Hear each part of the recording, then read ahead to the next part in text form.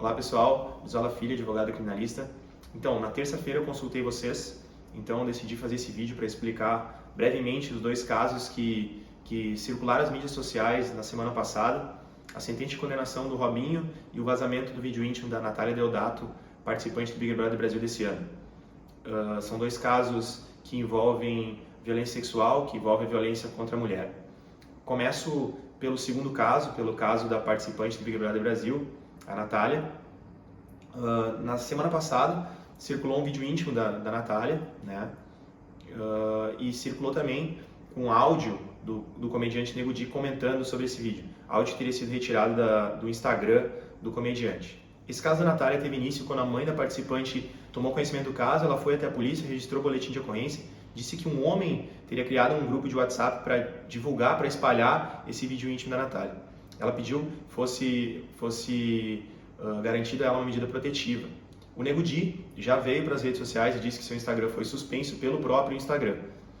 Esse caso, em tese, tá? Eu falo em tese porque é muito cedo para falar em si do caso, mas em tese duas pessoas podem vir a ser processadas por crimes. O Nego Di e o companheiro da Natália que aparece, não aparece o rosto dele, mas que aparece junto com a Natália no vídeo íntimo.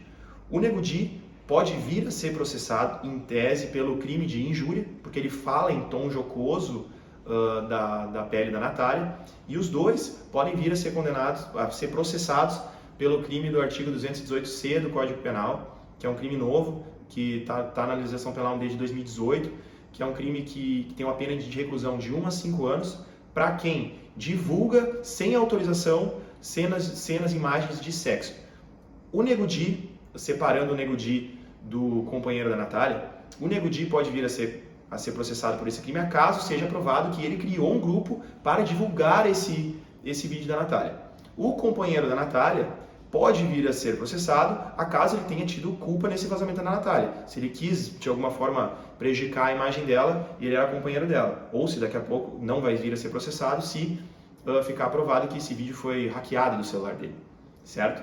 Acaso o companheiro da Natália tenha, de fato, algum envolvimento nesse vazamento, ou seja, ele tenha culpa nesse vazamento, a pena de 1 a 5 anos para ele pode ser aumentada de 1/3 a 2/3 por ele ter uma relação de afeto com a participante do Big Brother.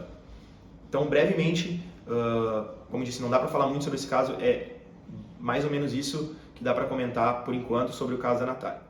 O caso do Robinho. O Robinho foi condenado pela Corte de Cassação italiana, que se equipara ao nosso STF. Não cabe mais recurso, a decisão transitou em julgado. Ele foi condenado a uma pena de 9 anos de reclusão e uma pena de multa de 60 mil euros, aproximadamente 370 e poucos mil reais, por ter praticado sexo com uma jovem embriagada. Então ele foi condenado por estupro. O que vai acontecer com o Robinho? Ele vai ser enviado para a Itália para cumprir pena lá.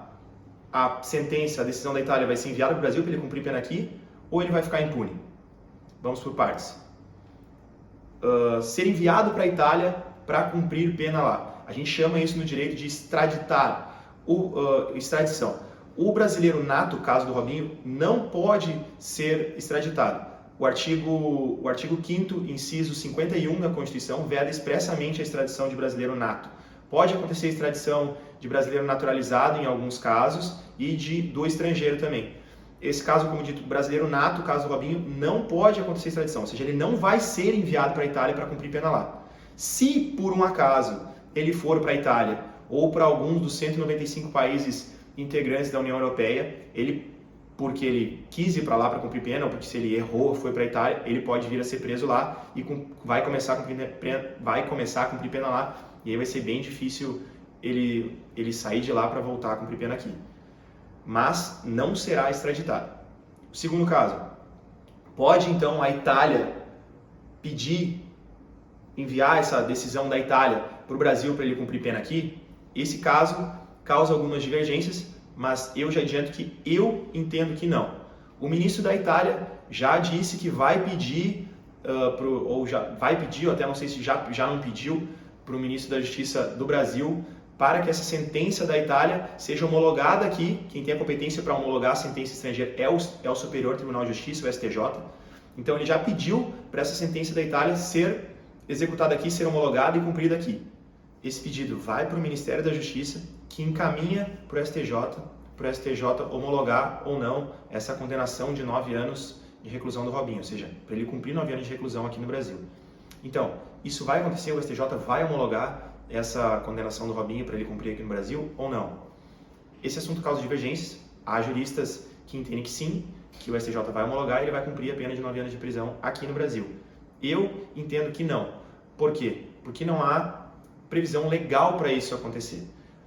Além do STJ homologar, tem que ter previsão legal normatizando essa homologação da sentença estrangeira pelo brasileiro aqui. O que acontece? O tratado entre Brasil e Itália prevê expressamente que ele não compreende a homologação de sentença estrangeira para cumprimento de pena corporal, para cumprimento de pena privativa de liberdade. O artigo 1º, parágrafo 3º, expressamente veda essa possibilidade. E o Código Penal Brasileiro, no artigo 9º, prevê que a homologação das sentenças estrangeiras no Brasil podem ocorrer para reparação do dano e aplicação de medida de segurança, que não é o caso de uma pena de reclusão do Robinho. Há juristas que entendem que há normatização desde o dia 24 de maio de 2017, data da publicação da Lei do Imigrante, Lei 13.455. De fato, essa lei ela regula a transferência da execução da pena para o Brasil.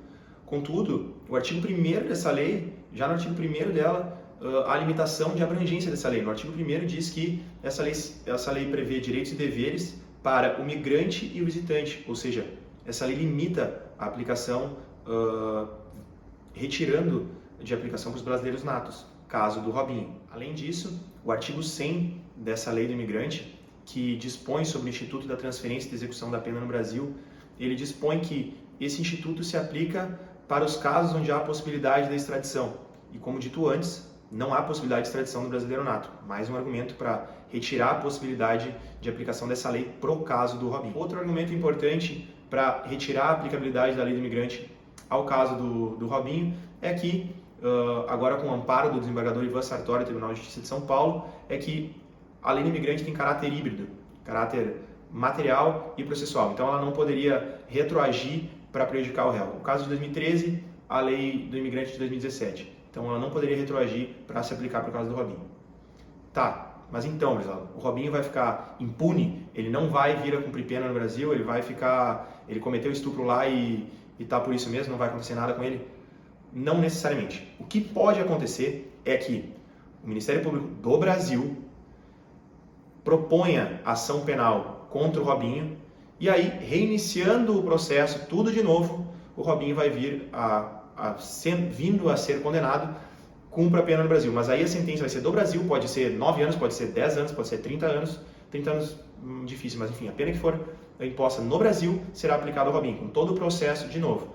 E sim, com todos os benefícios da lei brasileira, caso ele seja condenado, ele vai ter direito a progressão de regime, remissão, livramento condicional e sim, após o cumprimento dessa pena, ele pode sim voltar a jogar futebol. Não tem impeditivo nenhum para que isso aconteça, que vai ser meio difícil, porque ele vai estar meio velho para poder voltar a jogar futebol. Mas ele vai poder sim voltar a jogar futebol, caso parecido vem acontecendo agora com o goleiro Bruno também. Tá bom, pessoal? Então, esclarecendo, foram esses dois casos que eu queria tratar com vocês. Espero que tenham gostado. E se tiver alguma dúvida, comenta aí, faça suas perguntas que eu vou tentar responder todo mundo. Valeu, obrigado.